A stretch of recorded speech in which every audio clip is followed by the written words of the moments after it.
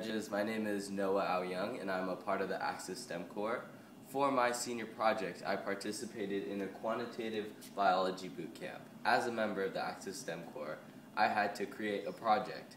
And in my quantitative biology boot camp, I made a presentation along with three other group members, and I presented it on what we learned in the 2 weeks at UC San Diego and San Diego State University.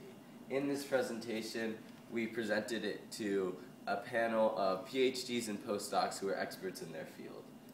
I chose my project because firstly I wanted to explore UCSD. I had gone there last summer, was really interested, and this program took place half at SDSU and half at UCSD, so it was a really good feel of the San Diego and La Jolla area. Secondly, I was interested in seeing what a lab was like.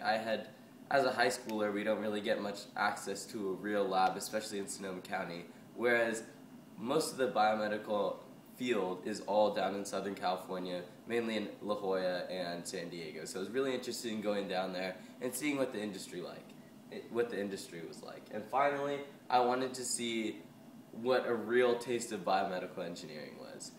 I had always aspired to be a biomedical engineer, but I needed some firm actual experience in a lab to know if I really wanted to spend the next 4 or 5 years of my life studying this. So my mentor for my project was Polly Parks. This here is Polly Parks. She is a graduate student at San Diego State University.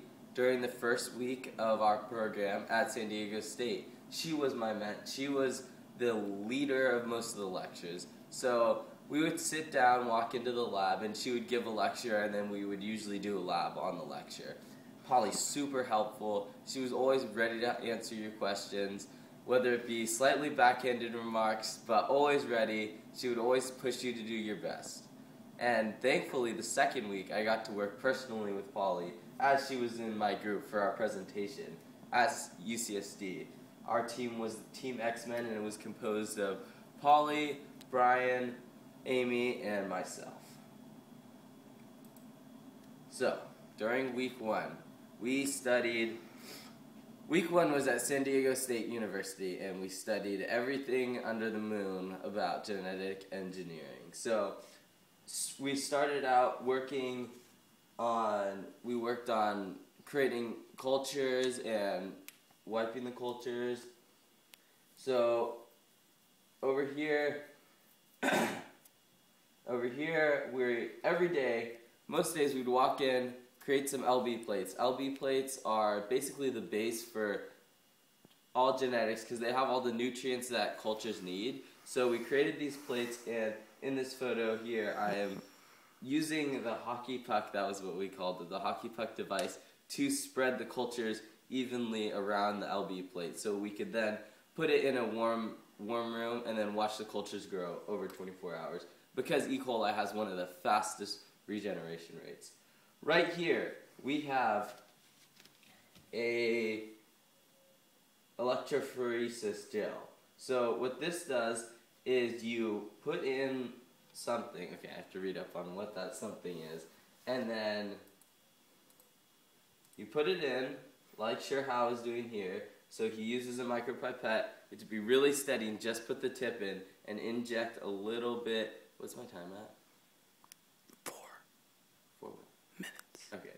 You just put a little bit inside, and then you put it in this fancy machine, and as it streaks, you can read it with these ladder readers. And then on various days, we got to go on field trips. Like this day, we got to check out this crazy microscope that... I'm deleting that slide. Okay, week 2, we worked at UCSD, and this was more of we looked at cells from the bottom up, from the bottom up. And in this week, we got to use this crazy strong microscope, and using this microscope, we got to use the mother machine, which was created at UCSD, and the mother machine is a device that allows the user to see cell growth at the single cell level. So we would shoot a bunch of cells through this little device, and using the microscope we could watch the cells grow one at a time. To give you an example of the scale, this is a hair, and so these channels are extremely small. So through our investigation, we were studying the effects of kanamycin on cell culture. What time am I at? 5:30. Okay. And so when we got our cultures done, we put them onto the microscope, and then we took pictures and pictures like this, and then we exported them onto a program called Microbe Tracker. In Microbe Tracker, as you can see, was a struggle. This is a program that none of us were very familiar with, but as it seems, everyone in the field uses it and thinks it's the easiest thing ever. So we were all day, for our last day, we were all day messing with the parameters and making sure the program could recognize cells. And I think my biggest breakthrough came when I was working with Brian. Brian Sue was one of my best friends during this program, and he was always a really intelligent guy. And during the first week I was like, I want to be with Brian. He seems like he knows what's going on. And after the second day of working with Brian, I realized that after he knocked over a glass, he was a computational biologist, and a computational biologist has no wet lab experience. So basically in this program, everyone, even though there was different levels of knowledge, we were all at the same level in wet lab, which was really fun to do. So in the end, it was a great experience. I got to present my project to the panel of judges, and although we faced a lot of critiquing, it was an overall great experience. Thank you.